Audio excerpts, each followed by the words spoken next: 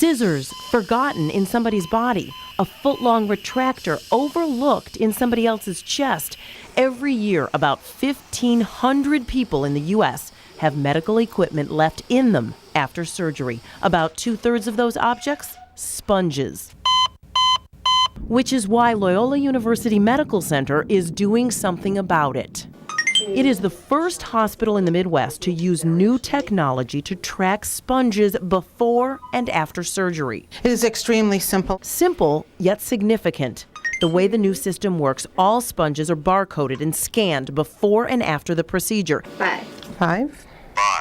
Duplicate. If one's missing, this device alerts doctors and nurses what kind of sponge it was and when it was scanned in. It may take an extra minute, but what's an extra minute in a human life? Let's do what's right. Scott Ross Kelly wishes the procedure to stop his sleep apnea was done correctly. Scott had surgery at a different hospital to insert a titanium peg in his jaw. But a month and a half later, he was still in pain. I had swelling and I would have blood blisters that would form underneath the tongue. When he went to an oral surgeon, they found the problem. A 2-inch suture had been mistakenly left behind. All I can say is once they took that out, I never had the problem again. The procedure is red inguinal hernia. Back at Loyola, Dr. John Santinello hopes his patients never have any problems. He thinks the new sponge system is a great idea. It's just one more level of insurance that we can do to say we're doing everything possible to limit those complications. Dr. Santinello takes it so seriously, he actually uses a surgical safety checklist to confirm every patient's information. We're not God. No one's 100% of the time. Which is why Scott has a message for other patients. He wants them to know if something doesn't feel right, there's no wrong time to speak up. Most of us, we make mistakes in our job and nobody's life is at stake, but doctors don't have that luxury. Using a simple checklist is benefiting hospitals and patients across the country. According to the New England Journal of Medicine, participating operating rooms are reporting complications down 1/3 and inpatient deaths following major surgery down 40%. Smoking, drinking, tanning, they've all been connected somehow, some way to breast cancer. But according to an expert in Hawaii, almost every woman is putting herself at risk by committing the same mistake since they were teenagers. If there's no bras, there's virtually no breast cancer. If you believe medical anthropologist Sidney Ross Singer, there's a link between your undergarments and the second deadliest disease in American women, a connection Singer only discovered after his wife developed a lump in her breast. She was pregnant at the time. It was very frightening. And she had these red marks and indentations around her breasts. Suddenly it dawned on us that that's constriction. And if you constrict the breasts, you interfere with the circulation. To further prove his theory, Singer conducted 2 studies. First, he looked at almost 5,000 U.S. women, half of whom had breast cancer. What we found from our study is that if you wear a bra over 12 hours a day, your rates of breast cancer start to climb. Now he's working on a second study where he's asking women to go bra-free and see if there are any changes in their health. And what we've discovered is a short-term benefit to this is that within weeks, if not days, their cysts disappear, their pain goes away. If in fact there is a strong correlation between wearing bras and cancer, it would kind of turn the cancer industry on end. Singer's study definitely got the attention of holistic specialist Dr. Nick Leroy. Dr. Leroy believes that the bra theory could make sense when you consider the physical constraints. When you do have restriction in lymph flow out of tissue, toxins can build up, and that can be associated with cancer. Still, he warns more research is necessary before reaching a conclusion. It would be quite alarming and startling if we were in fact to find that bras were a significant contributor of breast cancer. Which is exactly why Dr. Ermilo Barrera of the American Cancer Society believes it's important to set the record straight. There's no evidence-based data that supports that theory. And if there was any evidence, Dr. Barrera argues, most women would have to wear a bra 24/7 to be remotely at risk. And it's amazing to me how people will focus on something as irrelevant as whether or not they're wearing their bras too tight, when the most important thing they could do for themselves is get a mammogram every year, because that clearly saves lives. But could there be some truth to what Singer says? Manufacturer research shows that as many as 85% of women are wearing the wrong size bra. I think every woman kind of has her own unique issues. Susan Nethero is the founder of Intimacy, a store where women can be properly fit with a bra. She suggests while you never want a bra that's too tight, you also don't want one that's too loose. There are many problems that result from a bra being too loose around the body. Underwire problems, the back riding up, straps falling down. If Singer had his way, all women would go completely braless. And if nothing else, he suggests they not wear a bra at home or while sleeping. Tight anything is bad for circulation. And if you can't circulate, your body deteriorates. Margaret Shortridge, Fox News, Chicago.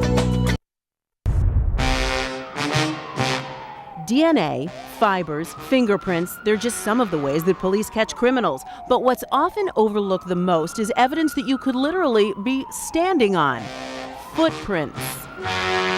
Footprint can have ridged detail just like a fingerprint can, but it can have so much more too. You can actually tell sometimes, depending on the person, if they walk with a limp and different things like that as well. You could say Dr. Michael Nierenberg is knee-deep in the newest crime scene science. Based in Crown Point, Indiana, he's one of 10 forensic podiatrists in the United States. You can identify a person from their shoe by itself, from their footprint, from their foot. People have been completely convicted based on shoe print and footprint evidence. That's right. The newest arm of the law is looking at your feet. The way Dr. Nierenberg works is something that you would see on the set of CSI.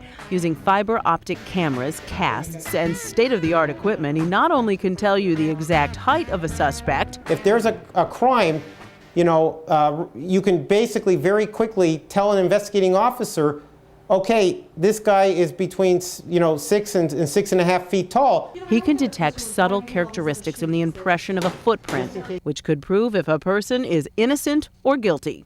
And like right over here, right under the great toe, the big toe of the foot, you see there's a depression and an erosion. So this is something very unique to this individual. One of Dr. Nierenberg's most famous cases was solving a double homicide in Idaho.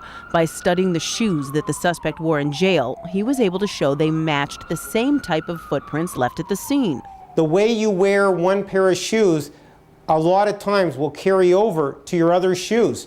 And you can make correlations. You can see the same kind of wear pattern. It can definitely make a break or case. Officer Corey Hanrahan, a CSI investigator in Hobart, Indiana, knows without forensic podiatry, one of the suspects in a gruesome triple murder case may never have been convicted. But technology proved that the suspect's shoes identically matched those at the scene. It's footwear impression evidence where you can compare the details of the shoe pattern, the overall tread design, and class characteristics. That same fancy footwork first gained national recognition in the O.J. Simpson civil trial. Bloody imprints of Simpson's Bruno Magli shoes were one of the reasons that the former football star was found liable. I've always tried to preach that you can't float through the crime scene. You have to walk through there somehow or somewhere. There's going to be something there for people to find if they know what they're looking for. Dr. Nierenberg definitely knows what he's looking for, because if the shoe fits... This is a way we can start catching a lot of people. Dr. Nierenberg says that his forensic skills are used in mass disasters like plane or boat crashes, but he admits that the Achilles heel of the science is that it's hard to get a good, consistent impression in the snow. Margaret Shortridge, Fox News, Chicago. Here's Village's throw, and Soriano's hurt. Soriano pulled up lame halfway to third. When we think of injured athletes, we envision our favorite sports stars pushing themselves to play. But for weekend warriors like Luis Lewin, it's easier than ever to get back in the game. There's no reason to have any pain when the procedure is so minor. He's able to keep up the pace thanks to a fairly new concept called the Topez technique. He says, I guarantee you that the pain will go away if you quit running. And I said, well, the reason that I'm doing this is because I want to continue to run. The treatment tricks the body into rapidly healing itself by inserting a wand into a small incision, then generating low levels of heat to encourage increased blood flow. The normal surgical technique would be to make a large incision excise or remove all of the diseased tendon. Dr. Anand Vora is one of the few surgeons in Chicago practicing the procedure. So far, it's scored major points with patients in his office, but he's learned that it doesn't work on every ache and pain. It's for patients that have very focal or very localized lesions within their tendon. Basically, the technique is most successful in 4 areas: elbows, shoulders, knees, and ankles. Anywhere where muscles can get overused and tendons can get torn. My Achilles was just swollen and big, and I thought I had done something awful to it. 2 months after surgery, runner Bethany Shiramonti is again ready to get a leg up on the competition. As a speedster, she was most impressed with the rapid results. It only took Dr. Vora 30 minutes to finish the entire process, and she was racing again 7 weeks later. Recovery time was very, very quick, a couple days. Same with Luis. He's no longer suffering through his stride. Plus, for the first time in a long time, he feels that he can put his best foot forward. It took a while, but after the procedure, you know, the pain that I had was basically gone. Now, in most cases, insurance will cover the procedure, which costs about $3,000. To find out what other doctors think of the new technology, you can go to myfoxchicago.com and click on the Seen on TV section. How much of this do you have to do to burn off this? How much of this do you have to do to not feel guilty about this? If what you eat is eating at you, better plan on joining a gym, according to Dr. Sherwin Ho, a sports medicine specialist at the University of Chicago. When you consider how much time it takes to burn off those pleasures for your palate, you may want to exercise better judgment. In actuality, a lot of the foods that we think are fairly healthy, like a plain bagel, can take a lot of exercise to burn off. Let's start with that plain old bagel. For an average woman, how many minutes of walking must you do? 10. She said 10 minutes. I say 3. Not even close.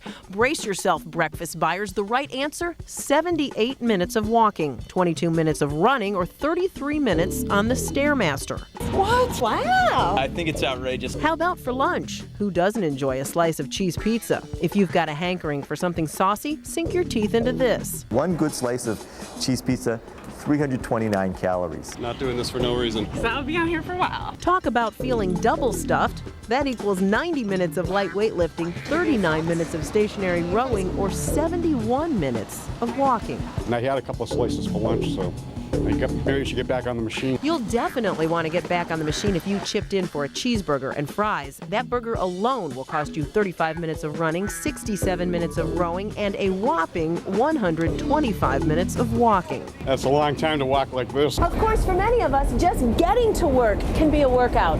For instance, standing on the subway for 1 hour burns 150 calories. That's about a third of a blueberry muffin. On the other hand, if you'd like to devour some dessert, you also better have a craving for calisthenics. A full cup of vanilla ice cream translates to 30 minutes of running, an hour of rowing, and 2.5 hours of light weightlifting. Good God Almighty. But if you don't have that much time, don't sweat it. Remember, even a short workout, You know, I like to eat, so I've got to get out here and do it. is better than no workout. The first step is to take a step, get off your chair, and get exercising.